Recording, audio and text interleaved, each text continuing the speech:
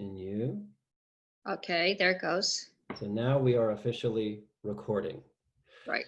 So I'll do my little, so this is Matthew Sims speaking with Astrid Preston via Zoom in her studio in Santa Monica, California, on July 27th, 2020, as part of the, we're calling it the Pandemic Project. We toyed with different words. That was the one that stuck. For the Smithsonian Institution's Archives of American Art. And Astrid, first of all, thank you very much for agreeing to be part of this. And it's such a pleasure to speak with somebody in this isolation. Yeah, well, tell me about how things have been going. How are you? It's a long period of time now. I'm great. What's easy for me is that this is what I do anyway. I work alone in my studio, which is in my house. So I don't really have to go anywhere except my backyard and, the mailbox. Right, right. So in that way, and my husband still goes to his office. And so I'm alone all day and I really like that. So it's been very positive for my work. But of course, the stress, how my stress gets balanced is through the work. So more compulsive work relaxes me and, gives me a little dialogue with what's going on inside, which is very strange. And I call it the plague. You call it the plague. The year of the plague. Right. It's been used a lot in literature. That's right. Camus, I guess, wrote The Plague, and then other things. Some of those things were popping up on social media, and other people were trying to find reference points for this. It's interesting. Yeah. And you were mentioning, feedback, how to get feedback during this period. How I didn't have any for months and months. So I usually have at least somebody who comes in, does a studio visit, every other week or so, just so there are times, if I'm stuck on something, they walk in and I can instantly through their eyes see, okay, push myself harder, not just abandon something, just go, okay, it's not finished. I'll keep working harder. And it's nice just to have, but I haven't had that. Last week, somebody came in just very briefly and I thought something was finished and they go, I can see that that's not quite, Okay. So I've been painting flowers. I got very compulsive about flowers and these floating spheres and just the spheres especially, just started doing this. And they sort of, in a way, they look like Don Suggs spheres, but very small. And, my husband and I are involved with astronomy at UCLA, and they invited me to a virtual colloquium about protoplanets. A woman was speaking from Raedon, and since we sponsor it, they often invite me, but this time I guess it was something I could understand, not a technical, so technical. And so, this was just about a month ago, and I've been painting these circles since March. And so anyway, they look like protoplanets. The talk was about exoplanets and being able to see them, and protoplanets forming, out there. So that was very exciting. So I call them protoplanets. I don't know what to call them, circles. And they're not, so they're repetitive little spheres. So they're like, be like stars in the sky, but they're not stars, and they're not floating viruses either. Okay. So protoplanets. I know, I'm sure it was influencing somebody. I think the coronavirus is so beautiful. Yeah, there was a while when there wasn't an image, and suddenly this digital image, now it's everywhere. We keep seeing it. Can you show us a little bit of what you're talking about? Because it's one thing to hear about it. And so the flowers mixing with it's interesting, and I don't quite understand why I needed to do that. So this is the first one. Oh, interesting. Do you see it? Yeah. So it's 42 by 42 inches. And I was interested in using, it's like a friend was doing portraits of artists with masks on. She asked me, what's your favorite flower? And I said, well, the tree peony, from China. It's just amazing. I grew, for 2 years, I was able to grow one by throwing ice on it in the winter. And so these are all tree peonies, sort of, not the shape, not necessarily the color. They're huge things, and bees just get in the middle of them and lounge around going crazy. So this was number 2. So I realized now, thinking about them, so still The first one's finished. This one, I've still been opening up the space over here, like giving it a little more breath. But they're hard for what? Oh, sorry. You have a scattering of smaller, whiter flowers that seem to be in a space somewhere behind some of the larger flowers. Are those the same kind, or are they different? They were more Japanese, the spring, oh my God, cherry blossoms. Cherry blossoms. Okay. Which I've painted before. So it's like I had the spring of cherry blossoms coming under the, you know, these other flowers that are sort of random colors, and the composition made from flowers. And this was number 3 of the, so these are a little darker, you know, a little more of a composition, not just floating. So I'm not sure about that yet, if I'm gonna, you know, still have these things coming from the bottom, and if this is like a little too decorative. Well, you have some structure coming in with some branches and things as well. That makes you see the so these are my little protoplanets. Oh yeah, I love those.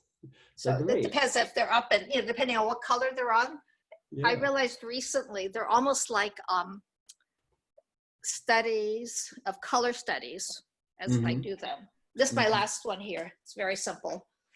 Can you see it? This one here, yeah. Yeah, that's each one is so different, you know. Each one has and I was comfortable putting the protoplanets everywhere. Yeah, and just sticking sort of to 2 color flowers. So it's very loose. So when I first started doing these, it was uncomfortable for me to look at them, these particular ones, because they weren't grounded in any way. This lack of grounding is, then I realized, well, that's exactly what we're all feeling. We're losing our structures. I hadn't created new structures beyond my studio practice. You know, I'm not going to the gym. You know, my new normal exercise routine was gone, and I hadn't created a new one. So, you know, this unsettling thing is what I think they're reflecting, but grounding it in beauty. But the earliest flowers were much more traditional in terms of just composition. I can show you. Can you see that one? So how long? You know, these are poppies just, you know, coming up from the ground. How recent is that painting then compared to the others? This one I started in March. Okay. And this one was also the first big one. I don't know if it's in plastic. You see it? Yeah. So it's again more coming up from the ground. They're grounded, but there's stuff happening behind them with the protoplanets. And then all these little studies. So here we go. I'm struck that horizon line makes a big difference when you have a sense of a space that you might kind of walk into or sort of orient in, versus the other spaces, which do feel very floating, you know. Yeah, and it can be comforting or uneasy, right? Yeah, and there's so much. I need to be grounded, so it's odd. So here's 2 that I really like a lot. Those ones, those are. Because they're grounded in water, which is, so these 2 are finished. Yeah. It's a very different feeling. Show us not being square also. Could you show us some of the smaller ones that are below in that little? Sure, these are, these first 2. Those ones are amazing. Those are little studies. It's like a night sky. I'm not sure of how I think I'll leave them just because that was my initial thought, but then, you know, can you see, am I getting these at all? Yeah, I can see them very well. Okay. And I see now there's a conversation between those protoplanets and other imagery. Exactly, and then even using it with my bird paintings and then these lines coming across, which is something you've explored a lot in. Right, had a lot of lines in my last show. Yeah. So then here they came in more of a net, a web, being caught in the web, and here it's more to quiet all the crazy COVIDs floating around in that one. Yeah. You know, with the pink, it's quite a different feeling, right? It's sort of like healing, like I'm in the hospital in that one. I don't know. The bird is an interesting. That's an interesting association for that one that we're looking at now with the bird. I wonder about the steps in your process. It seems as though, if I'm not mistaken, there was this kind of a reddish ground, and then the paint that you must have worked on those planets, and then moved towards the bird. How did that? I painted the bird first. Oh, you did? Yeah, and then I started painting a background for the bird, and then I put the rectangle around the bird to isolate him from the background. He wasn't sort of happy floating in space. Right. He needed to be grounded, you know. So like this one also was just in this field. Okay, Oops, back careful. up Can a you see tiny that bit. one? A Yeah, more abstract field, and I gave him a rectangle also because I wasn't comfortable being yeah. in that space. And this one I'm still working on. This one keeps getting changed. Uh-huh. Gosh, I really love this idea of a virtual studio visit. Makes me want to be there in person. It's, yeah. Oh, here's some small ones that are totally finished, or do you see this grouping? Yeah. And So the these fact, are the earlier ones. is Just there something a little to, hint of, yeah. Is there something to the way that these are studies of birds that demands that smaller format, more concentrated focal point? Or what's the logic in your moving between these smaller formats and the larger ones?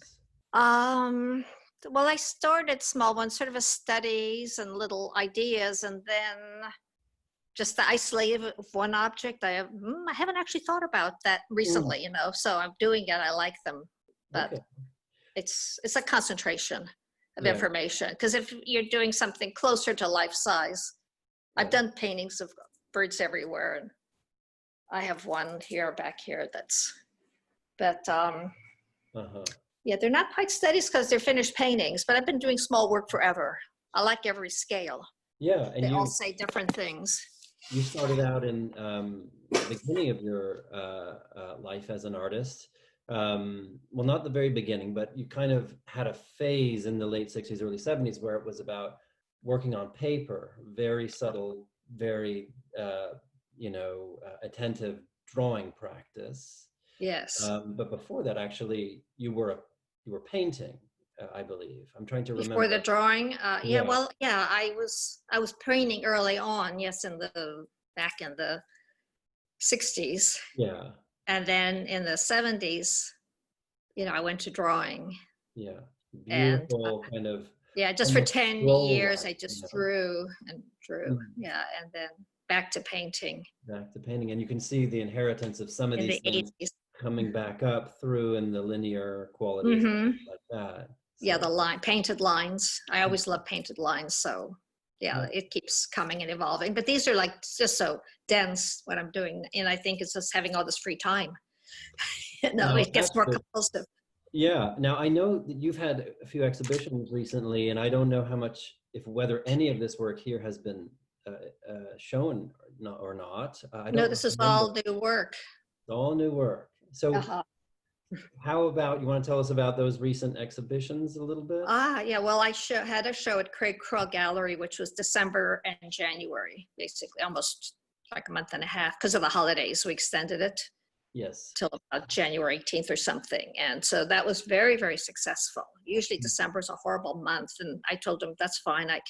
We'll see what happens. And we were Yeah. just lucky that people came and, before they went on holiday. And so that was a surprise. And things still were going fine for a while. And then I was organizing a group show with 4 friends, and we're making a brochure, all the stuff for it. Mm. And that was to open March 17th. So Who? Tom Woodle had his opening March 11th. That's And, right. we And were just like, and, every day, it's like one of the 4 people, she said, well, let's get valet parking. I go, don't rush that. yeah. It's like, every day it was like, okay, not this, not that, not that. And so then it ended up the show was up for a couple of months, but I think only a few people saw it in person. Who So was in the show and where was it? it was Lori Yaya. It was in, I guess, Culver City area. Okay. I have to go to get the brochure. It's quite beautiful. But the show was called Antidote to Noise. That's right. I It remember. was about quiet. It was Castelli Gallery.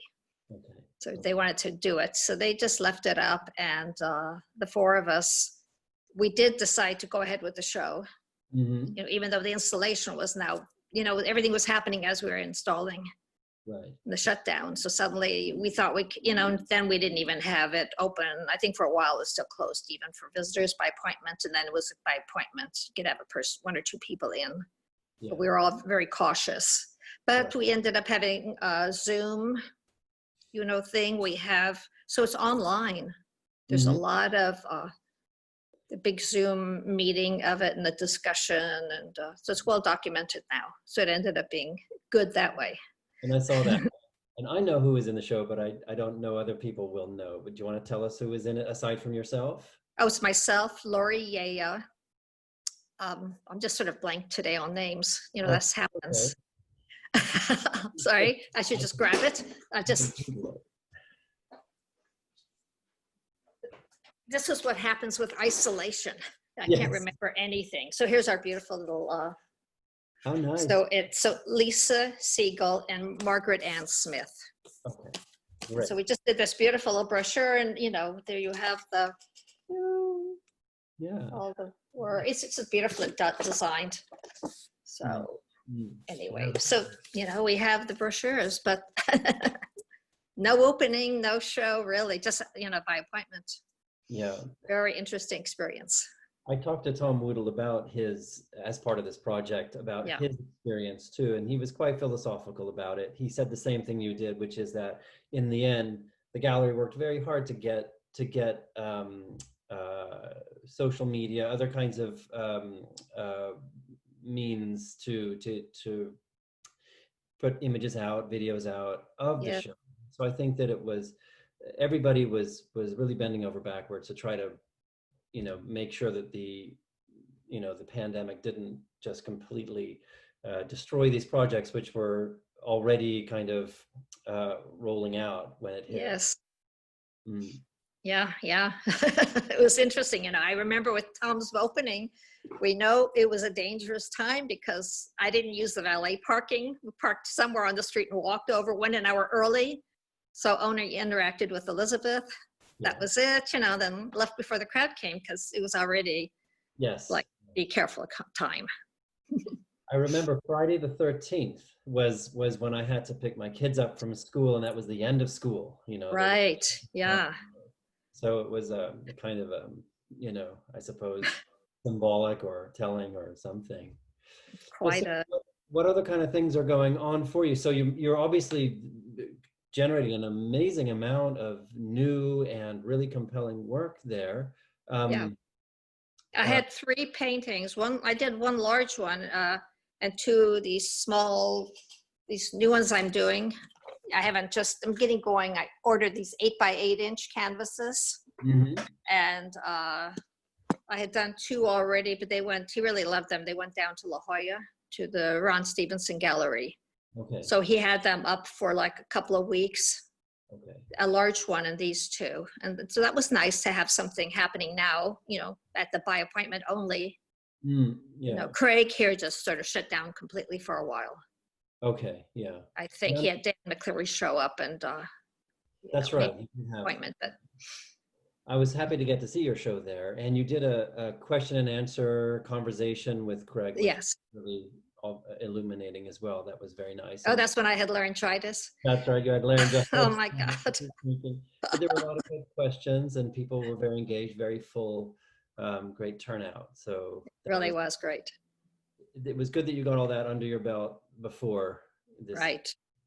So where do you see things going for yourself in terms of these paintings? Have you reached a kind of a place where you feel like you've I don't know what one would say, obviously not figured anything out, but achieved what it is that you're trying to do with this new? Yeah, I don't quite understand. I mean, I knew the flowers really dealt with, in memory of all the lives lost. So there was that touch with all the flower imagery. Yes. And then the protoplanets, that's again part of that. We're all part of the cosmos. So when you talk to Lita, I'm sure, we'll have all those. I don't usually talk about those things, but they do come into this since we're thinking about death and, this kind of between death and isolation and illness and horrible things happening. Flowers are life, growth, birth, death, all those things. So there's that symbolism in the work. So it'll shift when things shift, but I still have a need to do this right now. And, I'll understand it better, a year from now. Right. It's so interesting to hear you say that, because when I see your paintings, I immediately understand what you mean by those associations that you can see in that imagery. And although at the same time, it's very naturalistic what you're doing. And so you could also, in fact, not see it, just really see this as about an exploration of shape, pattern, color, imagery, and so forth. But when you start to talk about it that way, it brings it into very contemporary, very, far more, I guess, grounded in current events kind of thing. Hmm. Is that something that you generally hope for, or do you like it to be open so that really people can come to it? And I think of those protoplanets. I'm a sort of amateur. I have my Right. telescope, and we were looking at Saturn and Jupiter yesterday because they're up in Right. very visible. So this is maybe an unfair question, but to what degree do you hope for people to get whatever they can out of it, or do you hope that there will be some sense of seeing into the kind of things that you feel resonate in terms of the present day and the present day issues? Um, I think it's all in there so people bring what they have from their own life experience. Mm. I can say one thing and people that might add to their experience and it might not at all be meaningful to them. Yeah. Right. Because I know a lot of people, it's such a scary time for them. They don't leave the house, they haven't been out at all. They have food delivered. And when I do go to the market like 3 times a week, I realize I'm a little uneasy. Yeah. Yeah, you wear your There's a mask. stress there. I have my mask. I've got my sanitizer in the car, Yeah. Dude. or in my back pocket.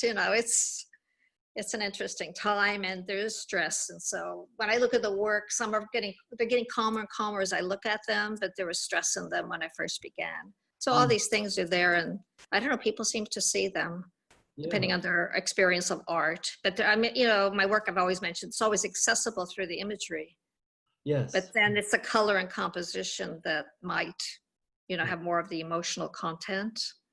I Yeah. don't, it's, Or emotional associations, in the sense that one might begin to see that happening in it. What I mean by that is that it's so hard to build emotion into it as content, because in a way it's about creating a resonance. I feel, at least in your work, that sense of something that you felt, that you've spent a great deal of time refining and working through, and then someone comes along to your studio and sees it, and in that conversation and in the looking, there's that almost sympathetic resonance or something that can emerge. right. Since without studio visits, I don't have any feedback. Yeah, So it's interesting, right? Because it's to see it in person or see it reproduced is such a different experience. yeah, yeah. Work just reads so differently when you have a physical interaction with it. So that's the one problem with, all our seeing everything through a machine or a reproduction. Yeah, yeah. Things are embedded in the real thing that. Tell me any last thoughts you might have, because we're going to sort of wind things up a little bit here. Do you have any last sort of reflections or? It's interesting. I've been, working in this bubble, the poor bubble, the emotional, turbulent, but sort of calm bubble too. I mean, I feel really fortunate that I've been able that I work through things and other people don't, and I feel sorry for them. Yeah. Because it's a nice way to process whatever I'm feeling and going through. And it's in the work, but, it's not what I don't think anyone necessarily sees. They might feel it in person, but it's Yeah. I think that's what I was trying to say, is that it's not a lot of formal stuff. Right. Yeah. It gently invites you into this kind of this world, and I like the way that you use the floating. Obviously it has associations with both Japanese kinds of gardens, but also I think of Monet and others who've explored the idea of flowers in that kind of floating, both physical and mental space. Yeah. You know who I thought of the most closest in one way was Raedon. Oh yes, that's right. The Because way he that, does, I look back at some, I thought he'd done more, but I only have like 2 images in books of his work. And they're like a few flowers, and then they're like in a floating field. And I thought, well, that's a very closest association. I love that, because that's The exactly Met what it's has a exactly what I'm Raedon. trying to get at, because in those Raedon pastel bouquets, you don't get a sense of them being just purely sort of naturalistic representations. That Right. there's a psychological or subjective energy to them, but it's also Mm-hmm. not obvious either. So it creates a mystery to Yeah. it, and So that's the closest, I'd say, yeah. work that this relates to for me. Well, that's good company to be keeping, in your Just my association. I'm sure pandemic. there's others, but that's what I Yeah. came to. Well, it has been a delight talking to you, and I love this virtual studio visit, and obviously want to come have a real one soon. Yes. With Um, masks on, maybe briefly indoors. I'm amazed at all of this work that you've been doing. Really just blown away. So more reason to come. So I'll say thank you, and go ahead and stop the recording now, okay? Okay, thank you. Let's see. There we go.